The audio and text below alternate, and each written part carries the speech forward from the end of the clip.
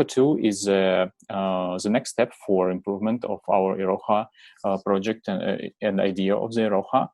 We are implementing it using several changes, but we are trying to follow the same idea that we have in the first Iroha, to build convenient, lightweight, and mobile-friendly solution. We are going to follow the same idea of Iroha 1, but implemented using the modern technologies, modern language, and to improve some parts of the solutions that became right now more important and became more business required from the business level.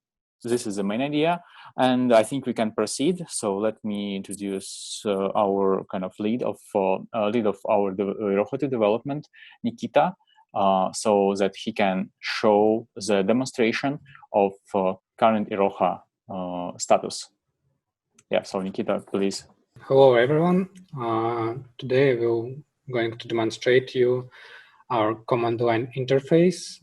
We built it to easily send some commands, instructions, and requests to our Iroha peers. So in our repository, you can look at README file for instructions how to use Iroha client CLI tool. But today I am going to show you a small example when we will start a single Iroha peer and use these several instructions to create a new domain inside this peer, register one account, asset definition, mine some quantity to this asset, to this account, and get information about this asset on this account from the Iroha peer back. So we also provide some prepared configurations with Docker Compose files. I can also show it for you. For example, this configuration uses some single Iroha peer configuration, and we have only one Iroha peer right now. Later, Igor, our Rust developer, will show you an example with several Iroha peers running simultaneously and working as a consensus. But right now, we're just going to use simple commands to make some simple actions. And the purpose is to show you how easy you can work with it on your local machine, for example. So let's start from creating a new domain. As you can see, we need to provide some additional parameters to the add command of domain entity. We need to provide only the name of the domain. As you can see, everything is fine. There is also some debug information, but it can be disabled if you are not a developer and just a user. So after that, we can register a new account to this domain. As you can see, we have several additional parameters. So we need to specify domain name, the name of the account. Also, we can provide public key for this account. And maybe those of you who had experience with Iroha 1 can see that we tried to make it looks like you work with the previous version of Iroha. So we try to stay with the same parameters and the same formats. And also, as you can see, we use separation with hash for example, asset identification. And right now we will mine some assets to our peer. And after that, we can also retrieve some information from Iroha. So previously we made several instructions. And because we have only one peer, they were executed very fast without any consensus. And we can see the results. Yeah.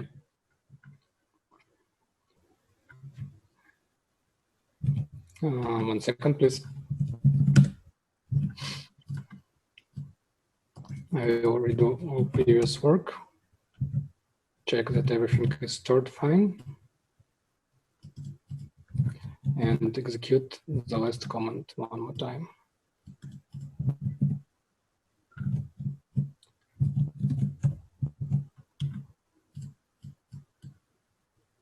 demo gods always try to ruin demonstrations, but we will try to make it happen. Yes. So as you can see, as a result, we have information about assets of our created account, White Rabbit. So we have some XOR minted in the quantity that we were expecting. And in simple cases, when you have only one error appear, it is okay to use command line interface and make some instructions to it, make some queries. And now I'm going to give a screen to Igor, and Igor will show you how it also works in a distributed way when you have several peers and a consensus. So the scenario will be pretty much close to what Nikita have shown. It will be just repeated with several peers so that we have consensus. So basically, yes, we will add a domain. We will register an account. After that, we will register a set. And after that, we will mint some quantity of a set. And then we'll check it on different peers. So yeah, again, as Nikita has shown, we have Docker Compose environment. So let's start several peers. So you can see that the configuration is loaded and everything is correct. And let's, and then let me add domain. So yes, and here just to comment a little, you have already seen our client CLI, so the command should be familiar to you. Domain at name Saramitsa. And then a bit different part is that right now we have consensus. So before starting the block is discussed. So we have like rather long logs of consensus passing and deciding. So yeah, let's proceed. So right now I added an account with name Igor domain Saramitsa and public key.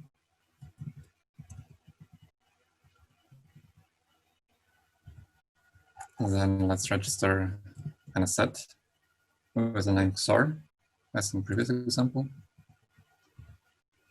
And finally, let's mint this asset with quantity of 100.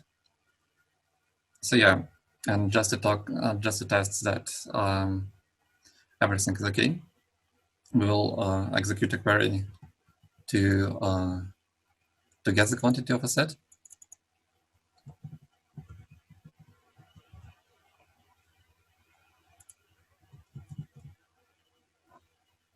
Yes, and right now you can see that that we have a quantity of 100 sets here, 100 XOR to be precise. And let's add a little bit more XOR. So let it make 200, and then we'll check on another peer that everything is okay.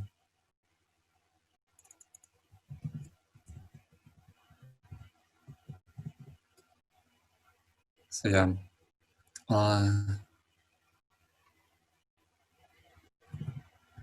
So let's take a look at our config right now.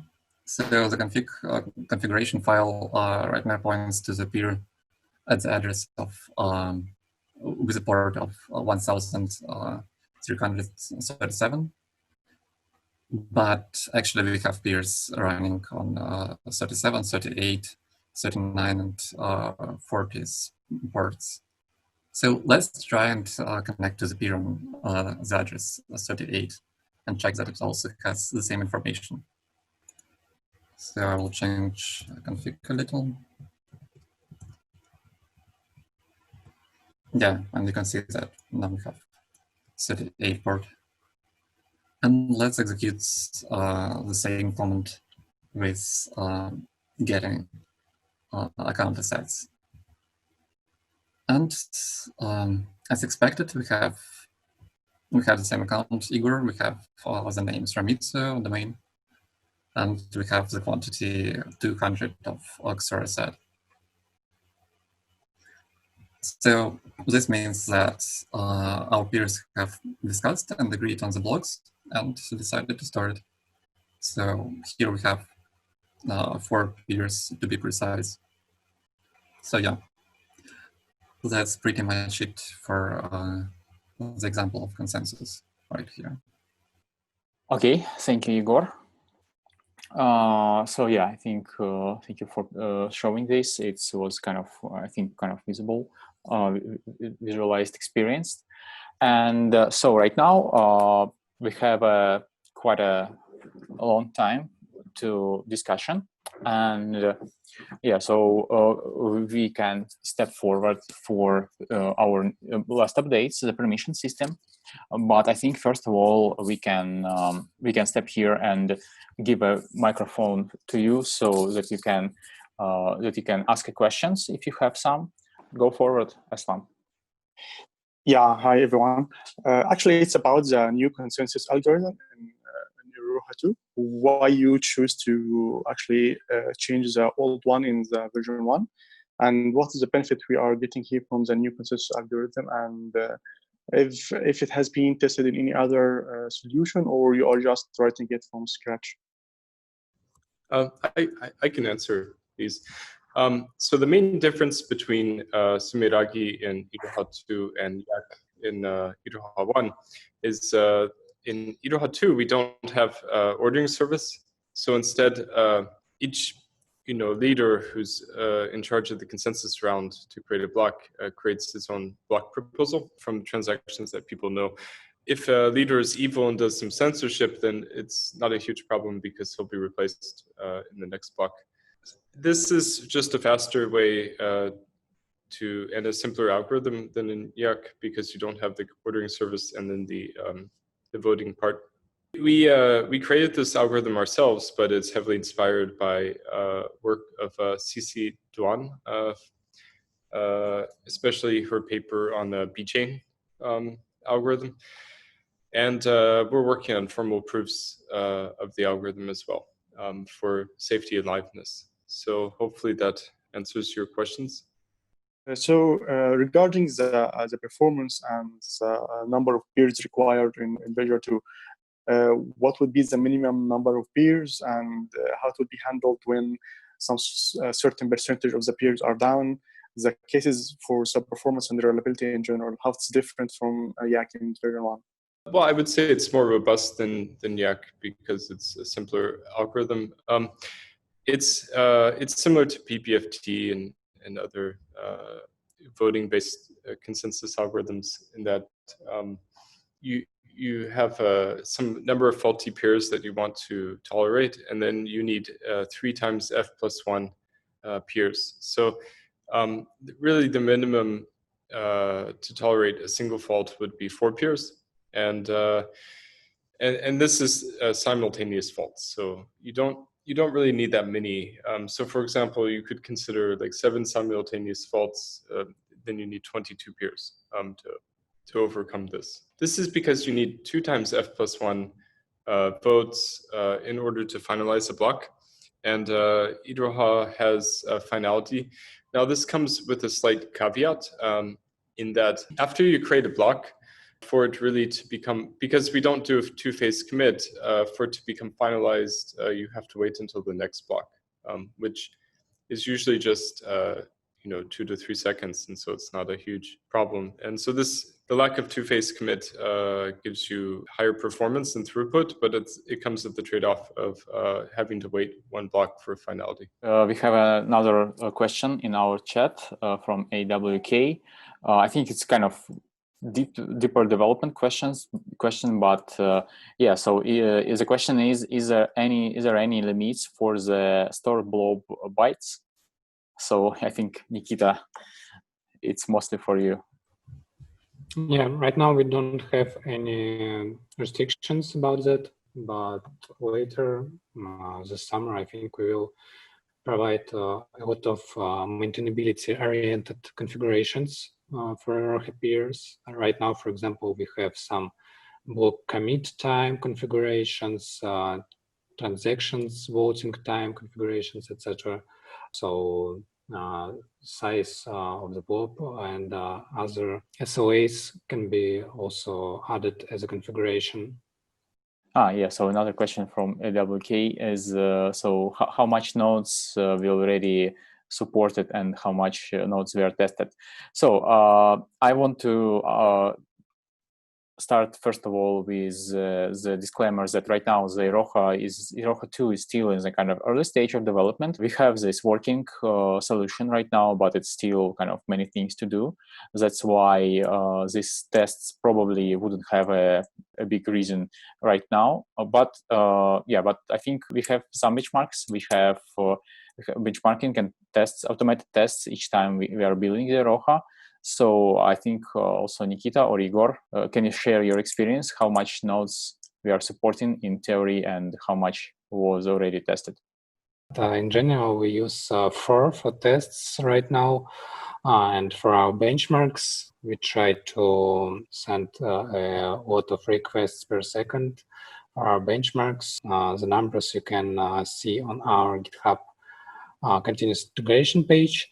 And later, I think maybe in the end of the June, we are planning to make a new environment for more interesting distributed tests, because right now we use GitHub Actions CI runner with 8 gigabytes of RAM, 2 CPUs, and local environment. But it is more interesting to place many nodes in different regions. So we are working on it. I think maybe not the next demo, but on one of the demo sessions, we can show work of the Iroha on the distributed environment with a big quantity of Iroha peers up and running. But right now we use only 4 peers for benchmarks and for local tests, so like Igor shared in his demo part. Feel free to download source code and Docker Compose, increase the number of Iroha peers and make some tests. So we will be glad if you will share some results with us. It will be interesting to see how good is it right now. And I'll just say that we've been taking what we learned from working on Iroha 1 and trying to improve some of the pipelines. So some of the validation, for instance, is done in parallel. We have an in-memory database that is called Kura that has world state view and different transaction histories in basically hash maps in memory. So it's really quite fast. Yeah, thank you. And I just want to add that this 4 peer configuration is a minimum configuration for the consensus to work. So yeah, we have. So Islam, I see your hand. So I will give you a word after the last question, because we get the one question more from AWK before, is regarding the TPS and benchmarks. Yeah, so right now Nikita have shared the results of benchmarks and in the chat. So regarding the TPS, our goal is 20,000 TPS per second, but it's still so right now it's still early to say something definitely, because much more functionality is going to be developed.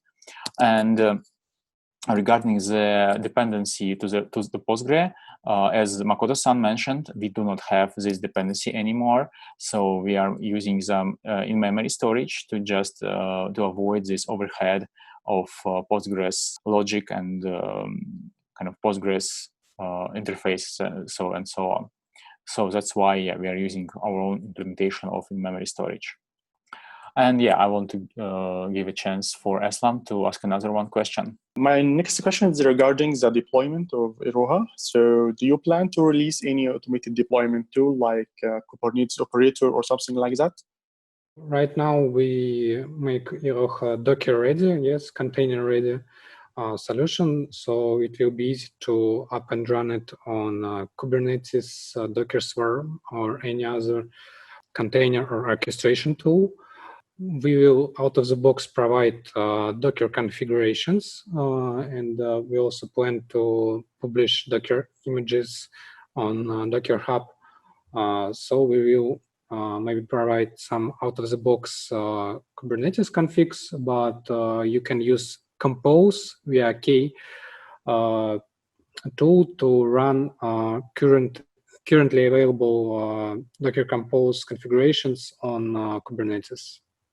And I think so. Of course, in future we'll also consider kind of integration into different kind of environments. And of course, Kubernetes right now is one of the most up-to-date kind of and useful things to orchestrate nodes. And yes, of course, we will take into consideration. Is there another question in the chat? So is there any out-of-box API support for external integration, I suppose? So yeah, so Nikita? Right now we have plain TCP API. We gave Rust library as a client library for this API. We also provide command line interface, which is built on top of this Rust client library. And if you want, you can contribute some TCP libraries for other languages, but we are planning to develop API and make it more like RESTful and easier to integrate with external systems. But right now we only have out-of-the-box Rust library and TCP API. So I think we are also considering having a ABI, yes, kind of application binary interface using this Rust language integration, and also we have in plans to create client libraries for Android, for Java, Kotlin, for Swift language, and for JavaScript. So it will be kind of as it was before. It will be kind of mobile and application, the kind of user application oriented blockchain. Regarding gRPC, is another question in the chat. So right now we do not have this gRPC in our plans, gRPC integration and gRPC interface. So yeah, we will implement another interface using the client libraries. So looks like that we are run out of questions. Then I think we can continue with our initial plan and to touch a bit our current state of our newest update is the permission system, which was discussed, designed, and implemented as a first kind of version of permission system by our team during the last few weeks. Okay, so Nikita. So I will share.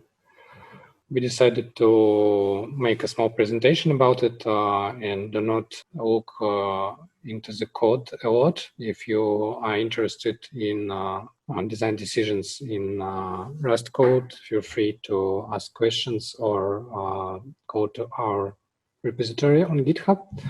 Here we will look at permissions and permission system in Iroha 2, and we will see the way it different from the Iroha 1 and why it is different.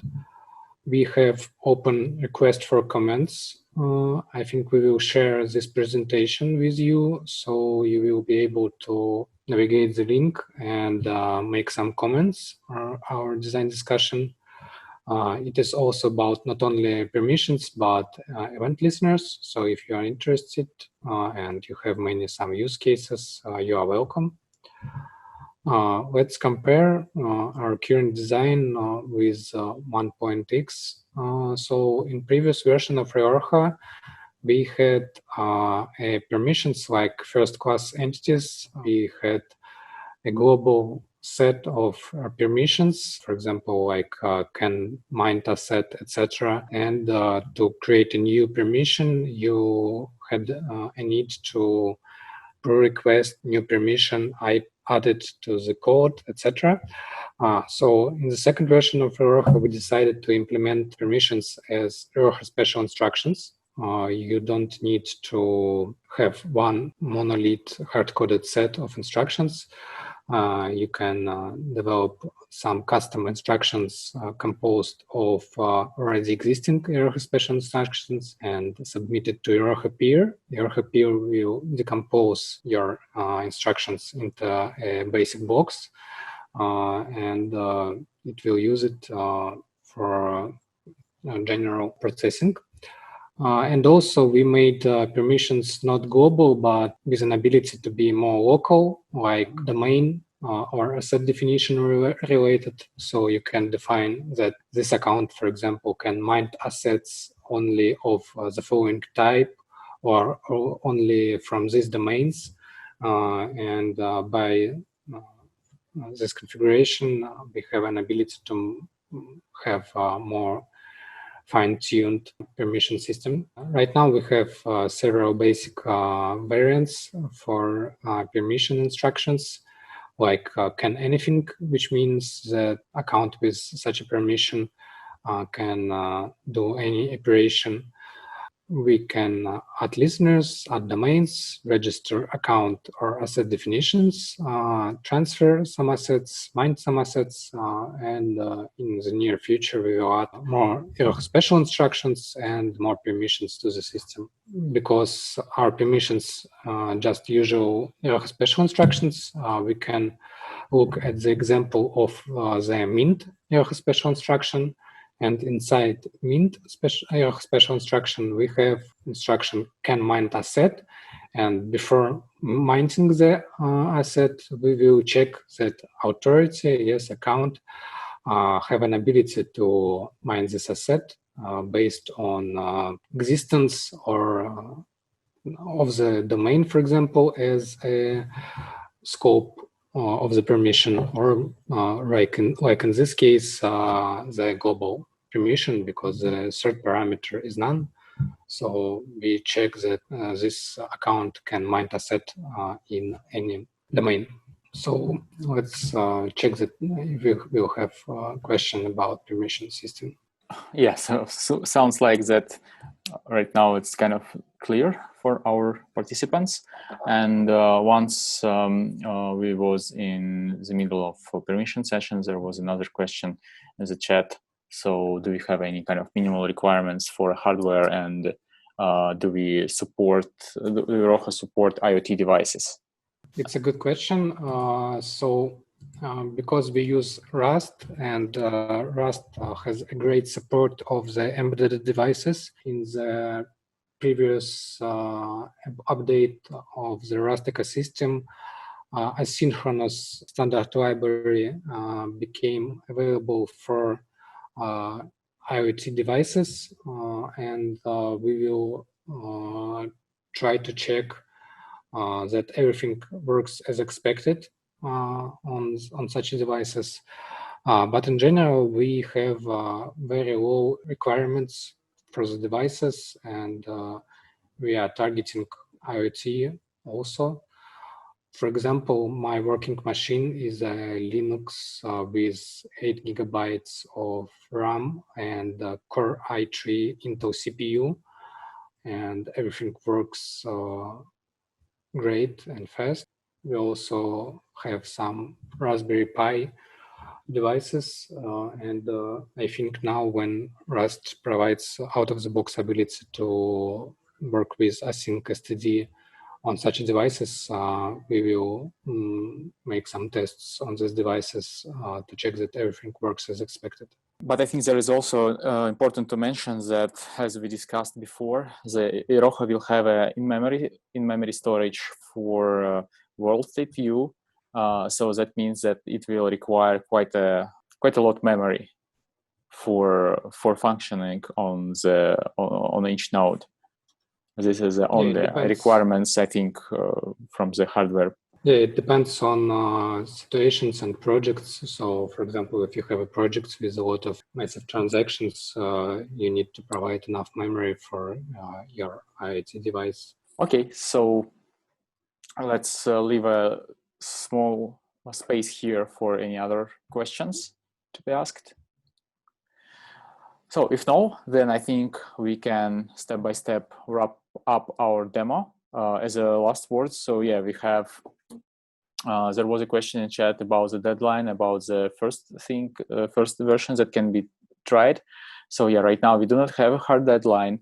We have ongoing process of design and planning, and but at any time you can get the Iroha 2 source code from the GitHub, from the Iroha 2-dev branch, build it and run it using the Docker Compose file that we have here, and try it by yourself. But approximately, according to our plans, during this summer, we are planning to release the first stable version of Iroha 2 that will satisfy our requirements from our from the business side. So it will work stable and can handle some of our user stories, user use cases. So that's our approximate view on the working version of Iroha 2. Yeah, so we will try to keep this pace of public demonstrations, and we will inform about them. We will continue informing about them in our community channels. So for today, I just want to thank you all for the participations, and just want to leave some space for Makoto-san to share some vision, or probably to Sarah to tell some words to the community. Yeah, Sarah only wants to mention that Kostas has a question. Okay, thank you, I see it. So yeah, so Kostas, please. Thank you very much for the demo. I'd like to ask you, so once the version 2 is out, will there be a migration and data migration that people can do if they've already deployed nodes using version 1? Yes, sure. Of course, we are planning to do the migration scripts. We are planning to API to be as compatible as possible to follow, because Iroha 2 is inheriting the ideas of Iroha 1 in terms of user stories and use cases of application of the blockchain. So that's why yes, there is a answer on your question. So of course, it's also in our interest, because we are running several projects on Iroha version 1, and we are not planning to abandon it. We will maintain it, and of course, community will be open to maintain the version 1. But yeah, we will develop this migration scripts and migration procedures. Perfect. Thank you very much. It's a very important question. Thank you for asking. Yeah, Iroha 2 has maybe some technical changes from version 1, but I think the philosophy is still the same, where we want to make it really easy and safe to do simple things like create assets, transfer assets, do different, digital asset and identity manipulations. And so we're just trying to improve based on the feedback that we got from the community and from clients. So for example, to add things like Turing completeness to the scripting language, which is the Iroha special instructions, and being able to kind of increase the speed so that we can handle even faster use cases. Actually, when we started to make Iroha 1, memory was not really as available as it is now. And now even a regular MacBook or something has like 64 gigabytes. And so it kind of makes sense to take advantage of the technology and the improvements and be able to make an in-memory database, for instance, and make a parallel pipeline for processing transactions and things like that. So yeah, I'm pretty excited about the possibilities, and we plan to use it for several of our applications. So it should be quite an interesting improvement. So this is just the first of hopefully many demo sessions and meetings that we'll do with the community. It'd be great if people could help contribute and write code and like go through the code that we have, find issues, and bring that to our attention. Because really, it's supposed to be a community project that everyone can work together. So yeah, let's have some fun and make some cool software. Yeah, thank you. So yeah, if we have no other questions, I think we could finish this meeting. But again, if you have any questions, have something to say, or maybe you want to contribute, don't know how you could contribute, just let us know in the community chat, or you can use mailing lists, or you can find my email in mailing list and just contact me. So, we're open to any like feedback and anything you would like to contribute.